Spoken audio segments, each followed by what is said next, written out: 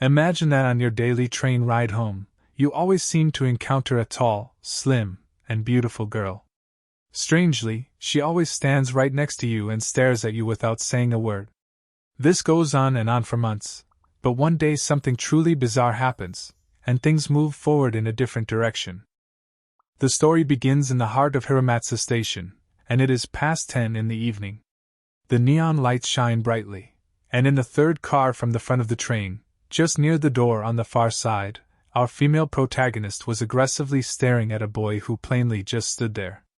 We zoom out to see a beautiful girl going crazy inside her mind, trying to find a way to return a handkerchief that belongs to him, as she blushed slightly. We get a flashback to the past, where near a parking spot, someone kicked a girl very hard in the face. It seems the girl from the train was fighting some delinquent girls, and the way she kicked proves she is a skilled fighter. She continued to overpower the girls and with a thunderous voice screamed to everyone there, "Drop dead already." This all happened more than 6 whole months ago, and it is obvious that she was a no-good girl who was always surrounded by fights and troubles. That day, after the brutal fight, she was quite bruised and took the same train mentioned in the beginning. Despite her fighting skills, she had relatively low self-esteem and pondered to herself that moments when someone changes are filled with confidence. But as for her, she barely had any energy that day and was completely exhausted. Somehow, she was planning to ride a different train. As everything was by chance that evening, she was a topic of gossip for everyone on the train. She stood there, lowering her head, while several people talked about her appearance, which was covered in dirt and wounds. Behind her still face, she acted as if it was okay, but in reality, she was always treated this way. Then, someone offered her a handkerchief out of nowhere, and with a calm and gentle voice asked if she was doing okay. She was stunned by his appearance, and just stared at the boy awkwardly.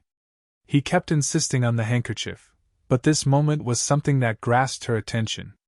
We get back to the present, and Ryoko was preparing herself intensely, sure that today was the day she would return in no matter what. It's not even that difficult.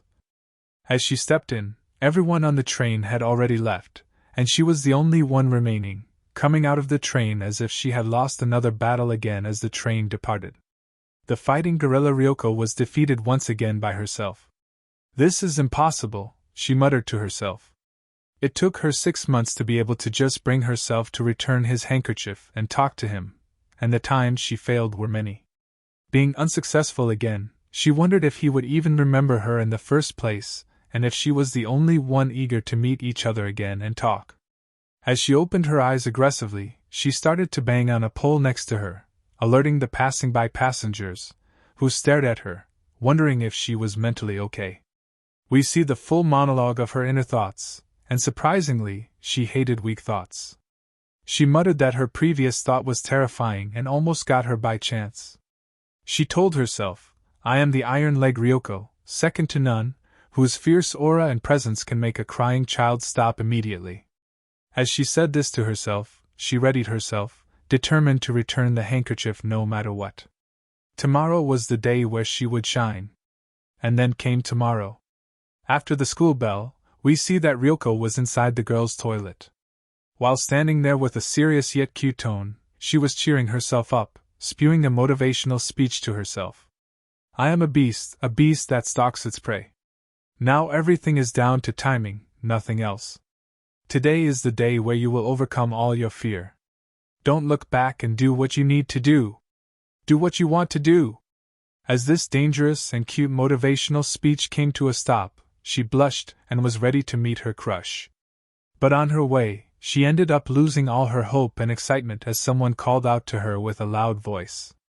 It seemed that there was a group of delinquent girls standing there, and one of the girls, with a broken nose and golden hair, called Ryoko by her nickname, Iron Legs, telling her that it had been a long time.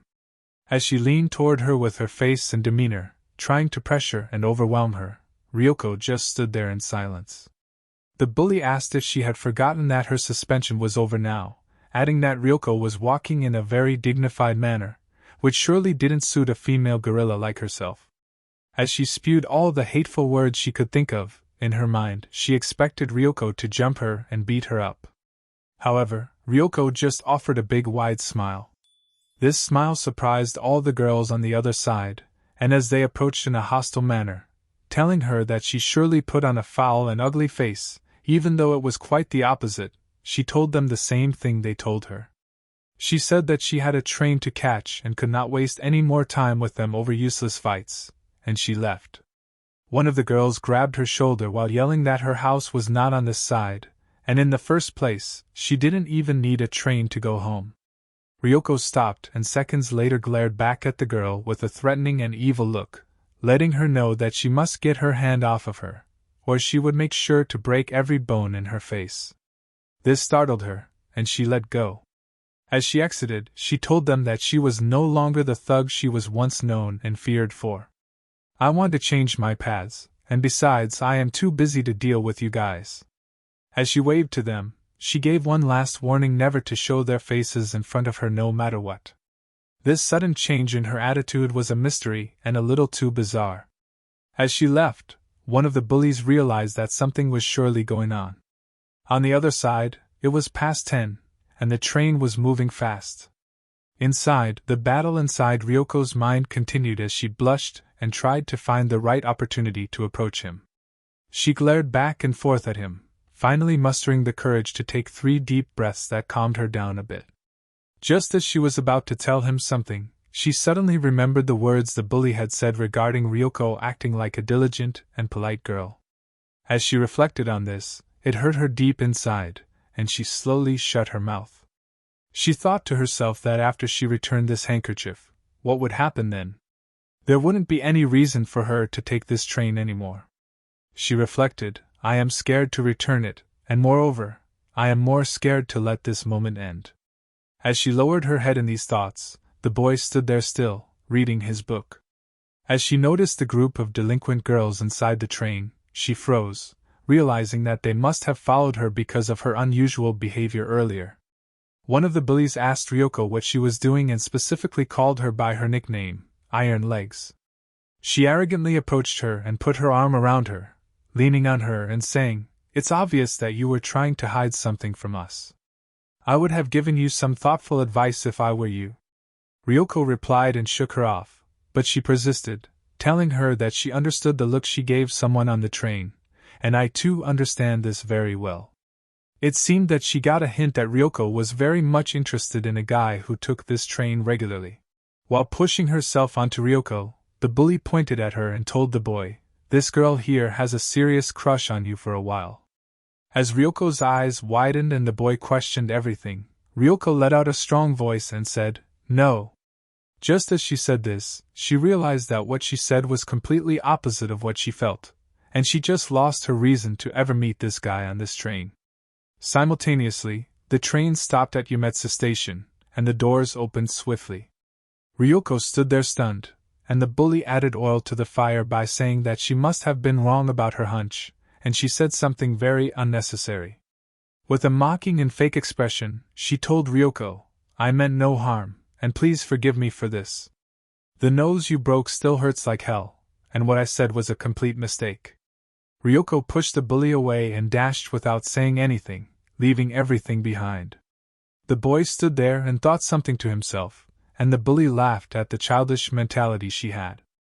Ryoko dashed and hid in a park nearby.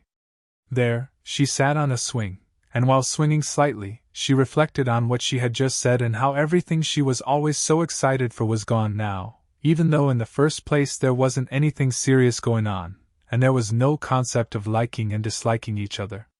As she stopped, in a sad and lonely tone, she added, What was I expecting? Everyone there must have felt that I was an eyesore and a pathetic person. It's funny now that I think about it.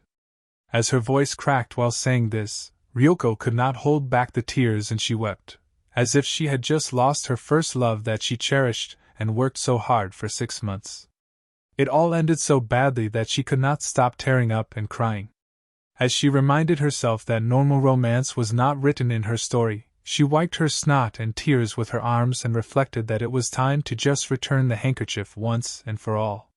Just as she reached her bag to check whether it was there or not, her eyes widened as she realized that the handkerchief was gone.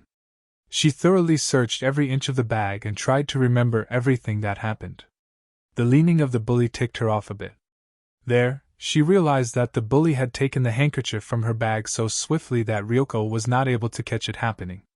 As she got up from the swing, she was angry and furious about their constant interference in everything she did. She rushed back to the station where she had run into the group of bullies and the boy. There, it seemed like they were waiting for her to come, and while panting, Ryoko told them to give it back right now. The bully showed Ryoko the handkerchief she was looking for and asked if she cherished this piece of cloth so much, and if it must be his. Without any answer, Ryoko rushed toward the bully, trying to grab the cloth but failed. It seemed that Ryoko needed to do something for the bullies first, and that is what happened. She added that in order for them to give Ryoko the handkerchief, she must fulfill their one condition. Become our punching bag, the bully told Ryoko with a disgusting and serious tone and expression. Ryoko reminded her that in the previous fight she manhandled her and treated her like a rag doll, and with a threatening tone, asked the bully if she would like her to punch her again in the nose, much harder this time.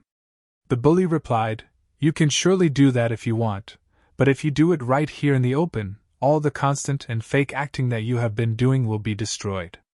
Do you want to meet him with a bad reputation?" she asked, and added that all Ryoko needed to do was become their punching bag for some time, and they would leave her alone and wouldn't bother her. Ryoko reflected that taking a few hits was better than creating a serious scene here, and while shaking her head, she told them that she understood and to go ahead. However, just as she said this, it seemed that the bullies had planned everything and brought out a long, thick chain. While faking praise for her guts, the bullies added, "If your belief is as strong as those legs, why don't we test it out?" Minutes had passed, and the brutal one-sided beating of Ryoko went on and on. As the sound of strong punches and grunts were heard by people passing by, they ignored it and realized that a series of intense bullying was taking place. There, Ryoko was getting punched so hard and aggressively that after every shot, she would fall down on her face, panting for breath, as her arms were tightly tied up. The bullies had also tied Ryoko's legs, fearing her strength. She pulled her hair and asked, "How does it feel to be beaten while you can do nothing but endure? It's frustrating, right? If you are so confident in your legs, how about you try to break them free and attack us?" As the bully glared at her face, Ryoko was unfazed and extremely pissed at them. There was no hint of pain or fear in her eyes. Rather, there was an aura of a beast that sent shivers down anyone's spine, and the bullies got startled as they saw Ryoko completely composed. As Ryoko lay there, the bullies realized that physical pain was useless for a fighter and a body like hers, and they decided to tell her what happened after she ran from the bus earlier. As she mentioned how the boy confronted everyone there to stop bullying, she told him that he was such a sweetheart, and was worried about her. "Just seeing him for the first time, I realized that this handkerchief was his." As she dropped the handkerchief and stomped on it hard, Ryoko's eyes widened, and she added that after she left, all the delinquent girls fought him and beat the crap out of him. This shook Ryoko, and the bully kept adding things to her sentence, mentioning how he was such a wimp and how it made no sense why Ryoko was so into weak, pathetic, spineless boys. She mocked her again and told her that seeing Ryoko down reminded her that the boy was lying down as well, and both of you must be perfect for each other. After the brutal beatdown, the bullies added that this was refreshing and left. The picture of the boy Ryoko liked came to her mind, and she yelled, "Wait!" As the bullies glared back, they saw something that scared and shocked the living crap out of them. Ryoko exerted so much force and strength that she ended up breaking the chain in half, leaving all the bullies speechless and stunned. As Ryoko stood up, she told them that she didn't mind getting hurt over and over again, and getting punched meant nothing to her, and enduring to the point where she would cough up blood was okay as well. However, hurting someone who didn't have anything to do with this was something that was out of her understanding. As she said this, she readied herself and told them that she would now be teaching them some manners with these iron legs. The bullies alerted themselves again and cursed at her, but Ryoko leaped at them with her right leg ahead and jumped high enough that her feet landed on one of the girls. Using that as leverage for a bit of height, she readied herself to drop a kick at the main bully's face and nose once again. With a right swing of her leg, she broke the bully's nose, breaking all the cockiness out of her once and for all. Later, Ryoko fought off the girls and stood at the stop where the boy could be. It seemed that she became a laughingstock for everyone there, as instead of asking for her well-being, they smirked and laughed. As she added that this was the time to end everything and apologize for the mess she had caused, she was ready to face whatever would happen. As the doors of the train opened, the boy unexpectedly met the girl there. Both were fully bruised up from head to toe, and both let out a questioning phrase as they saw each other. Both stunned, looked at each other, and Ryoko mustered the courage and told him that it was all her fault that he had to get hurt. She added that she was very glad that he seemed okay. As she handed him his handkerchief, she told him with a weak voice, "You might not remember, but this handkerchief is yours, and I would like to thank you for everything." Just as she said this, the boy interrupted and told her that he remembered her quite well. He grabbed the cloth, and Ryoko stood there in disbelief. The boy added that he always wanted to start a conversation as well but got so nervous that he failed every time. As he awkwardly said this, he noticed that Ryoko was tearing up. Behind all that strength and power, in the end, Ryoko was a normal girl with beautiful emotions. As she realized that her first love might have just reached the next part, the one-shot ends.